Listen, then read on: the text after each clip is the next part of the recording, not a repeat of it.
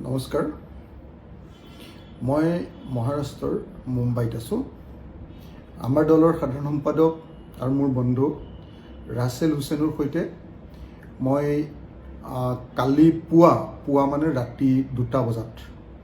আহি মুম্বাইত উপস্থিত হৈছিলোহি। উদ্দেশ্য আছিলে আমাৰ NCP প্ৰধান শাৰদ পাৱাৰ ডাঙৰীয়া, ভাৰতবৰ্ষৰ এজন জ্যেষ্ঠ ৰাজনীতিক, আৰু আমাৰ দেশৰ যি ৰিজিয়নেল ফ'ৰ্চেছ আছে, আমাৰ যি আঞ্চলিক দল আছে, সেই দলবিলাকৰ এজন অত্যন্ত পুৰণি এজন ব্যক্তি। তেখেতক সাক্ষাৎ কৰিবৰ কাৰণে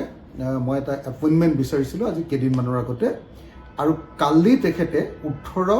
নৱেম্বৰ তাৰিখৰ দিনা তেখেতে এপইণ্টমেণ্ট দিছিলে। কিন্তু মই 18 তাৰিখৰ দিনা তেখেতৰ এপইণ্টমেণ্টটো গ্ৰহণ কৰা নাছিলোঁ, আৰু মই তেখেতক জনাইছিলোঁ তেখেতৰ সাংসদ যি সুপ্ৰিয়া সুলে, মোৰ নিজৰো বন্ধু এগৰাকী, সুপ্ৰিয়া সুলেক মই জনাইছিলোঁ যে মই 18 তাৰিখে অংশগ্ৰহণ কৰিব নোৱাৰোঁ তেখেতৰ লগত আলোচনাত,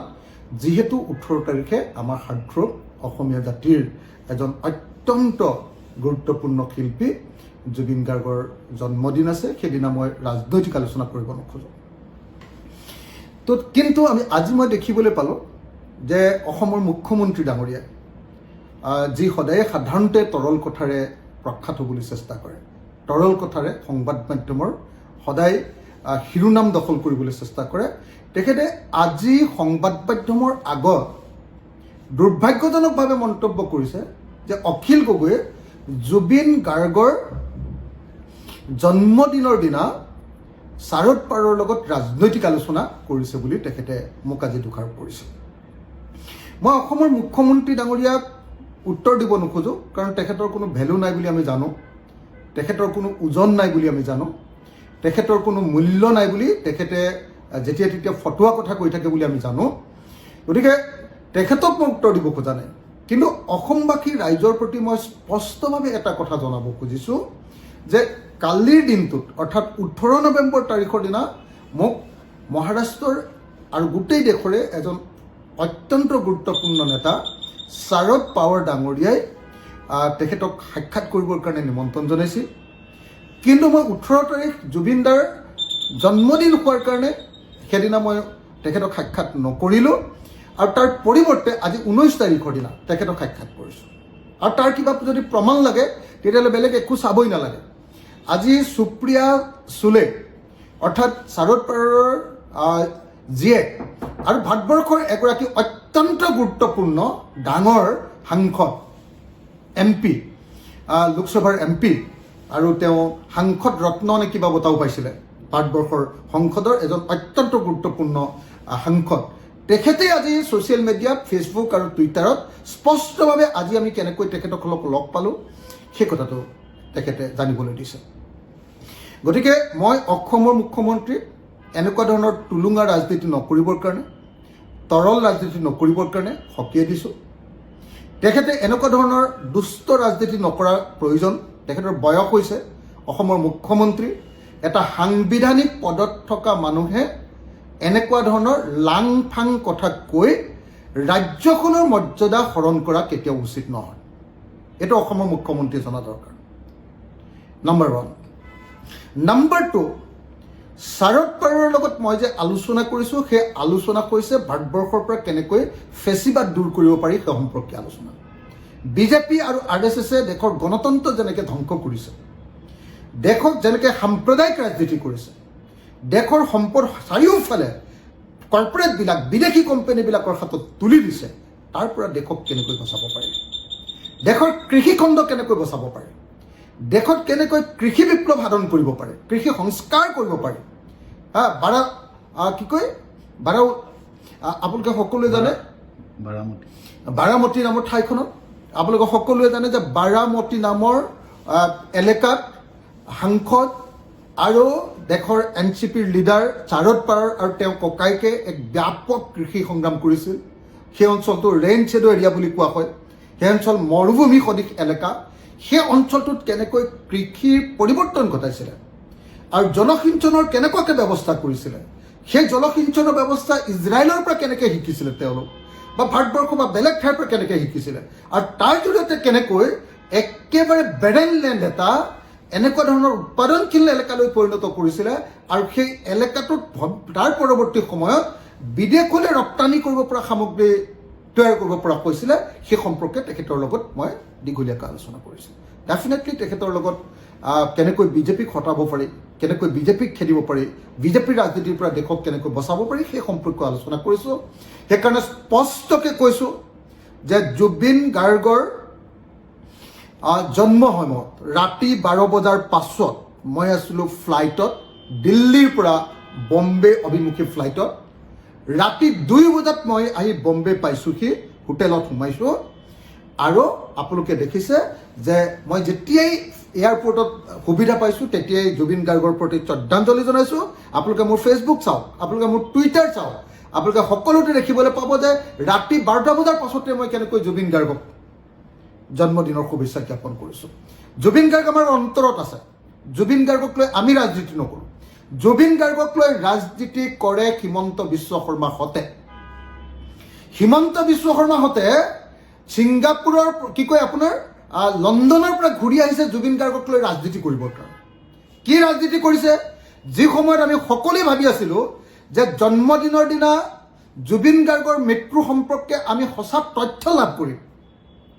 আমি যিদিনা ভাবি আছিলোঁ যে সেইদিনা জুবিন গাৰ্গৰ ন্যায়ৰ কাৰণে এটা মাইলৰ খুঁটি হ'ব সেইদিনা হিমন্ত বিশ্ব শৰ্মাই জুবিন গাৰ্গৰ মৃত্যুৰ প্ৰকৃত ৰহস্য উদঘাটন নকৰি আৰু প্ৰকৃত তদন্তৰ ব্যৱস্থা নকৰি জুবিন গাৰ্গক ন্যায় প্ৰদান নকৰি সেইদিনা ন্যায়ৰ বিষয়টো তল পেলাবৰ কাৰণে তেখেতে তেজ দিয়াৰ তেখেতে ব্লাড ডোনেশ্যনৰ নাটক কৰিছে যি মানুহে লাখ লাখ মানুহৰ তেজ শুহি খাইছে যি বিজেপি দলে লাখ লাখ মানুহৰ তেজ শুহি খাইছে তেনেকুৱা মন্ত্ৰী MLA কেইজন মানে ব্লাড ডোনেশ্যন দি তেজ দি কেতিয়াও জুবিন গাৰ্গৰ প্ৰকৃত স্মৰণ কৰিব নোৱাৰে তেওঁৰ প্ৰতি শুভেচ্ছা জনাব নোৱাৰে সেইকাৰণে মই স্পষ্টকৈ কৈছোঁ আন্দোলনৰ সময়ত জুবিন গাৰ্গক আপুনি কেনেকৈ অপমান কৰিছিলে প্ৰত্যেকজন অসমীয়া মনত ৰাখিছে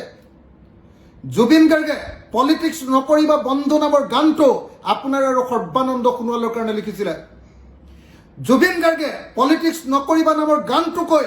আপোনাক কি ধৰণে অপমান কৰিছিলে হিমন্ত বিশ্ব শৰ্মাৰ নাম ধৰি আৰু সৰ্বানন্দ সোণোৱালৰ নাম ধৰি আপোনালোকক কেনেকৈ বিশ্বাসঘাতক বুলি কৈছিলে নিশ্চয় আপোনালোকৰ মনত আছে গতিকে জুবিন গাৰ্গে যাক বিশ্বাসঘাতক বুলি কৈছে দেশত দ্ৰোহী বুলি কৈ গৈছে দেশৰ কাৰণে কাম নকৰা জনগণৰ বিৰুদ্ধে কাম কৰা মানুহ বুলি কৈ গৈছে সেই মুখ্যমন্ত্ৰীয়ে অকণমান তেজ দি 1 ইউনিট তেজ দি কেতিয়াও তেওঁ দেশক প্ৰেমিক হ'ব নোৱাৰে গতিকে হিমন্ত বিশ্ব শৰ্মাক স্পষ্টভাৱে জনাই দিছোঁ যে জুবিন গাৰ্গক লৈ আমি ৰাজনীতি কৰা নাই জুবিন গাৰ্গৰ সমাধি ক্ষেত্ৰলৈ যোৱাটো মোৰ নিয়ম মই যেতিয়াই মন যায় তেতিয়াই যাম আপুনি মোক বন্ধ কৰিব নোৱাৰে নাম্বাৰ 1 আৰু মই যাবৰ কাৰণে মই যোৱাৰ সময়ত মিয়াসকলক লৈ আহোঁ বুলি আপুনি যি বক্তব্য দাঙি ধৰিছে এইটো আপোনাৰ তেজত সোমাই থকা 2 নম্বৰী সাম্প্ৰদায়িক ৰাজনীতি ইয়াত 2 নম্বৰী সাম্প্ৰদায়িক ৰাজনীতি আপুনি বাৰম্বাৰ দেখুৱাব খুজিছে যে জুবিনক ভাল পোৱা মানুহবিলাক অকল মুছলমান মানুহ মিয়া মানুহ আৰু এনেকৈ আপুনি জুবিন গাৰ্গৰ প্ৰতি অন্যায় কৰিব খুজিছে আমি আপোনালোকক লগতে এইটোও কৈ দিওঁ যে আমি জানো আপুনি কৈ আছে যে জুবিন গাৰ্গক এতিয়া হত্যা কৰা হ'ল বুলি ক'বৰ কাৰণে আপোনালোক আগবাঢ়ি গৈছে আৰু অখিল গগৈ মোক ইংগিত দি আপুনি কৈছে যে হত্যাকাণ্ড নহয় নেকি বুলি উল্টাই ধৰিবৰ কাৰণে চেষ্টা কৰিছোঁ বুলি আপুনি কৈছে মই আপোনাক স্পষ্টকৈ কৈছোঁ হত্যাকাণ্ড হয় বুলি প্ৰমাণিত হ'লে আমি আটাইতকৈ সুখী হ'ম আপোনাতকৈ 1000 গুণ সুখী হ'ম কাৰণ আপুনি জুবিন গাৰ্গক ভাল নাপায় আমি আদৰ্শগতভাৱে ভাল পাওঁ জুবিন গাৰ্গো সমাজবাদী আছিলে ময়ো সমাজবাদী আমি আদৰ্শগত ভাল পাওঁ আৰু আপুনি সমাজবাদৰ ঠিক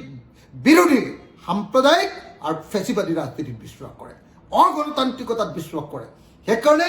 আপুনি জুবিন গাৰ্গক কেতিয়াও ন্যায় নিদিয়ে সেইকাৰণে আপুনি ৰাজনীতিকীকৰণ কৰি জুবিন গাৰ্গৰ মৃত্যুটোক হত্যাকাণ্ড বুলি আপুনি ক'ব পাৰে বা হত্যা হয় নে নহয় আমি নাজানো কিন্তু সেইটো আপুনি প্ৰমাণ নকৰে মই গেৰাণ্টি দিছোঁ মই আপোনাক স্পষ্টকৈ জনাই দিছোঁ সমগ্ৰ অসমবাসীক সাক্ষী কৰি মই জনাব কৈছোঁ বুকুত হাত থৈ কৈছোঁ যে অসমৰ মুখ্যমন্ত্ৰীয়ে জুবিন গাৰ্গৰ মৃত্যুক বা হত্যাকাণ্ড বুলি ক'ব কিন্তু সেইটো হত্যাকাণ্ড বুলি প্ৰমাণিত কৰিবৰ কাৰণে কোনো তথ্য প্ৰমাণ যোগান নধৰে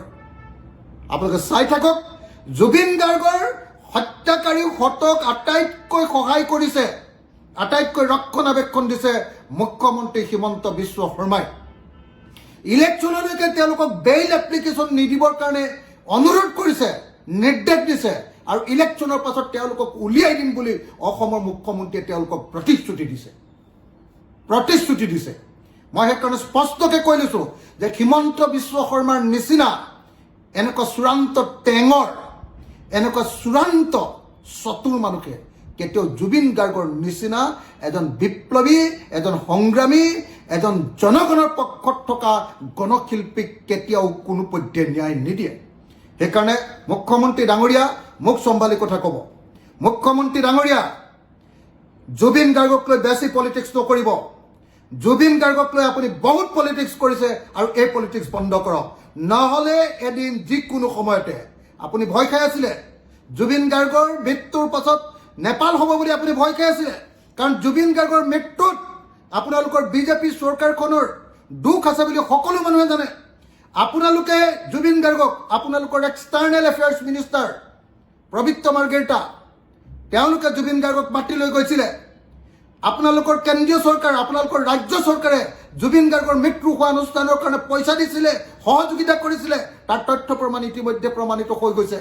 আপোনাৰ পত্নীয়ে জুবিন গাৰ্গৰ অনুষ্ঠানত নৰ্থ ইষ্ট ফেষ্টিভেলত গৈ আপোনাৰ পত্নীয়ে তাতে আপোনাৰ ফেশ্বন শ্ব'ত অংশগ্ৰহণ কৰা বুলি, ফেশ্বন শ্ব'টো চলোৱা বুলি অভিযোগ উত্থাপন হৈ আছে।